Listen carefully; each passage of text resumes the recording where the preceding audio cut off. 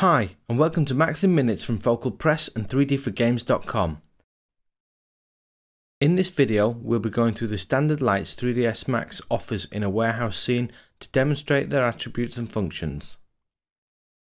The first item I'll show you is the light lister. This is a dialog box which will list any lights existing in the scene and their basic settings. We can also select the lights from here and set global settings for all lights. The light lister is found on the main menu, Tools, Light Lister. The first options on the light lister window configuration allow you to swap the information contained in the lights panel below it. These are self-explanatory. The options are All Lights, Selected Lights, and General Settings. Now, moving down the lights panel with the All Lights selection under configuration, we can see all the settings available for the lights currently in the scene. We'll run through them now before focusing on specific lights. The box to the left of each light, when clicked, will select or deselect that light when toggled on or off. It will also show which light is selected in the viewport. The next box displays the name of each light or provides a drop-down list if many lights are grouped together, which is the case for the 3 spotlights in this scene. The next section, Multiplier, controls the intensity of the relevant light. The colour swatch is next. Left click on it to bring up the palette and select the colour. Shadows is to the right. The first thing to note is the checkbox on the left of the shadows option, which shows if a light will cast shadows or not. Beside it is the drop-down box to select the type of shadows you wish to use.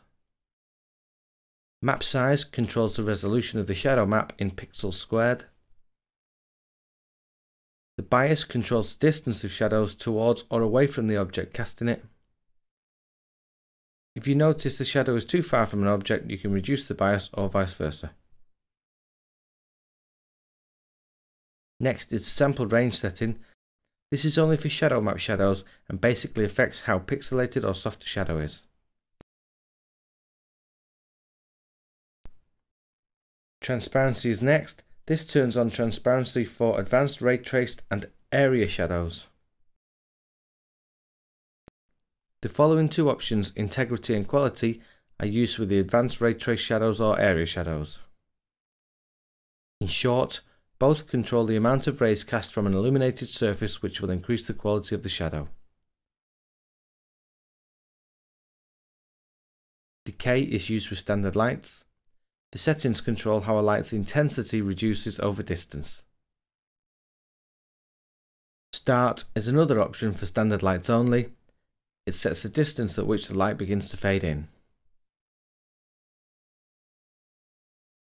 Before we start demonstrating the lights, we'll switch on the viewport rendering. Click on Smooth & Highlights on the top left of the viewport. Select Illuminate with Scene Lights, Enable Hardware Shading, Enable Shadows, and Enable Ambient Occlusion under Lighting and Shadows. This will not be 100% accurate, as the real-time rendering in the viewport only displays direct lighting, not indirect lighting. It'll be enough to see how some of the lights work though.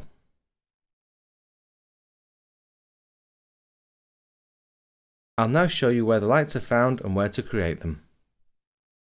Lights can be created from the Create menu, Lights. In this video we'll be looking at the standard set of lights, more specifically the ones ranging from Target Spotlight to Omni Light. Lights can also be created from the Create panel, Lights. I'll now disable the current scene lights and go through how to create each standard light and discuss the features of them.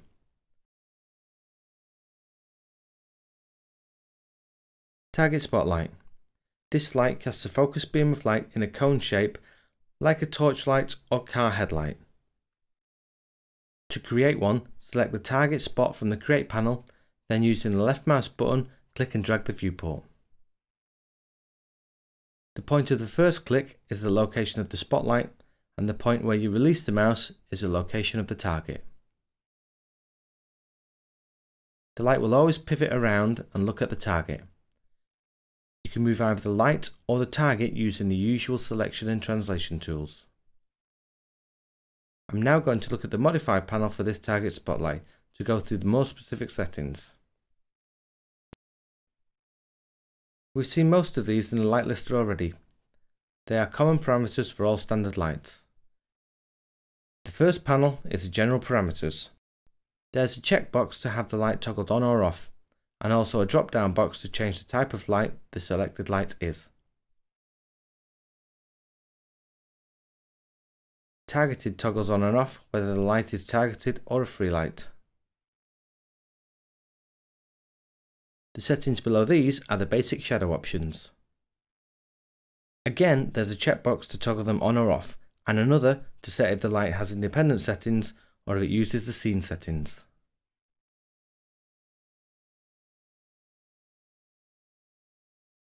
Next is the drop-down list for the type of shadows you wish the selected light to use. Each shadow type has different attributes and controls. Some only work with certain renderers. More specific information on shadow types and how they work can be found in the Help section by pressing F1 and searching for them. The last option in this panel is the Exclude button. It brings up a window displaying a list of objects in the scene. You could define if you want certain objects to be either excluded or included to be affected by the selected light. You can control if the light illuminates the object and whether it casts a shadow or both. The next panel is the Intensity Color Attenuation one. The first setting, Multiplier, controls the intensity of the light.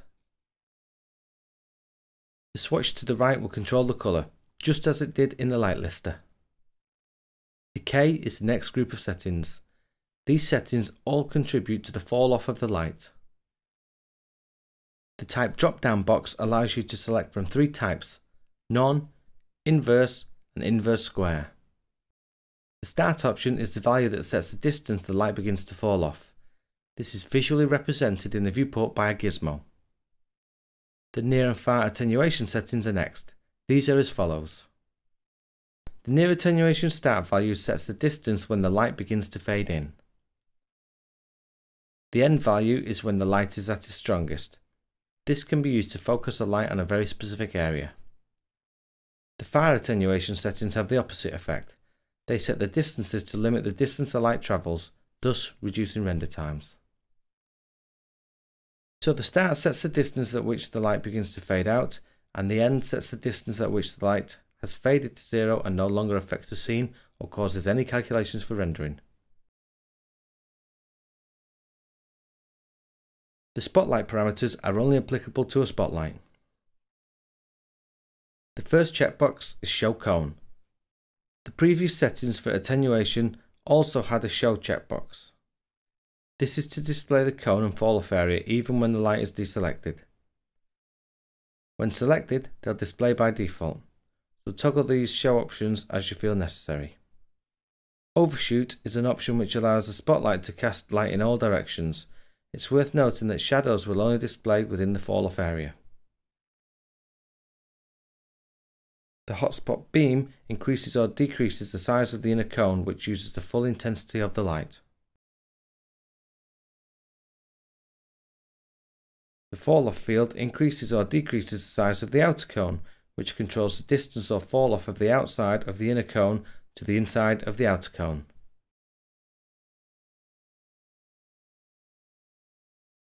The circle rectangle options change the shape of the hotspot and fall off areas to give you a circular or rectangular beam of light.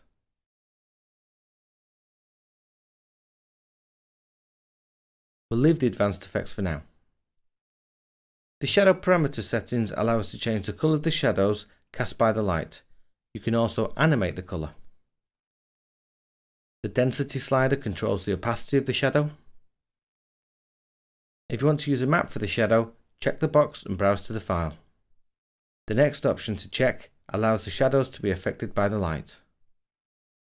This allows the light's colour and shadow's colour to bleed into each other. That covers the main parameters of Target Spotlight. A free spotlight is the same as a target spotlight, except it's not constrained to a target and can move and rotate freely. As the rest of the settings for this light are the same as the ones we've just covered in target spotlight, we'll move on to the next light. A target direct light is created in the same way as a spotlight. Again, most of the settings are the same. The directional parameters are the same as the spotlight parameters. The main difference between a directional light and a spotlight is that the directional rays are cast parallel and not as a cone that expands out. This is visible from the cones in the viewport. A free direct light is the same as a target direct light, and as with the free spotlights, it's not constrained by a target and can be moved freely.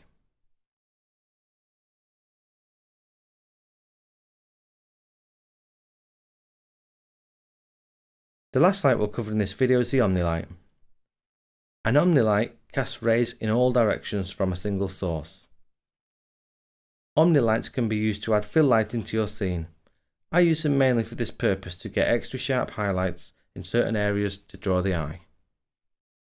It's worth noting that the Omni Light casts shadows in all directions and therefore requires more calculations for rendering, so it's best not to use expensive shadow methods with them like ray trace shadows if you want a quick render. Moving to the Modify panel, we can see there are no new specific settings for the Omni Light. Now, let's take a look at a few useful things we can do with lights. First of all, we'll look at animating them. To do this, just change the parameters of a light with the auto key switched on. I'll animate the colour and intensity. When you animate a parameter, the buttons will be highlighted red, as you can now see in the Modify panel, for the duration of the keyed frames.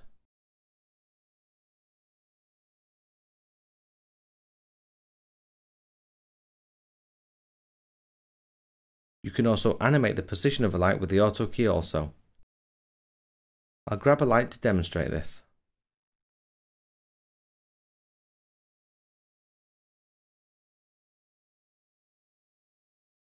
Another useful feature is the light viewport.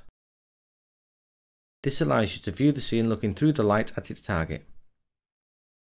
This can be used by using the keyboard entry for the $sign, in my case Shift and 4.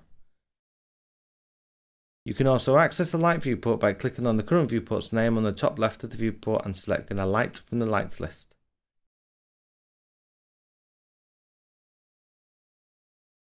This feature only works with a spotlight or directional light.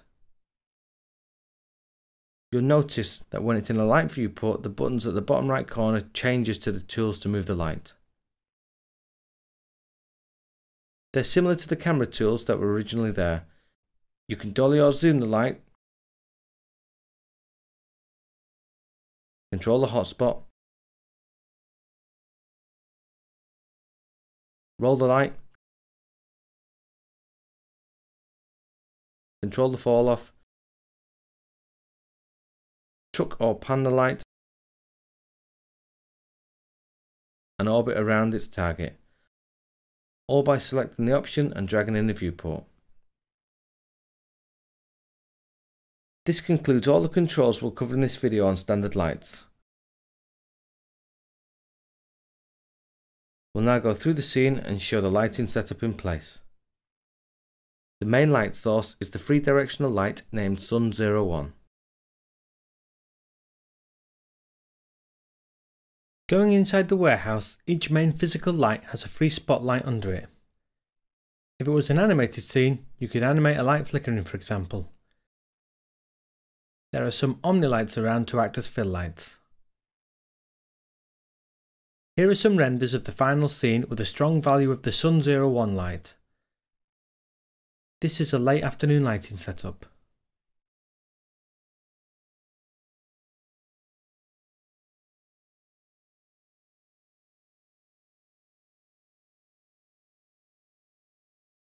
An additional lighting setup was created with a very low value for the free directional light. I removed the Omni Lights and put some where there were physical lights present. I kept the free spotlights and tinted their colour yellow slightly, to represent an artificial light source. As you can see, with a few tweaks to an existing setup, you can get a different look and feel from your scene. The subject of lighting for any CG related imagery is a large subject to tackle. This video demonstrates the basic creation and use of standard lights that 3dsMax offers. There are more complex and advanced realistic light setups and rendering methods also available in Max, like the skylight, light tracer, radiosity or photometric lights. Spend some time looking at these to see what they do.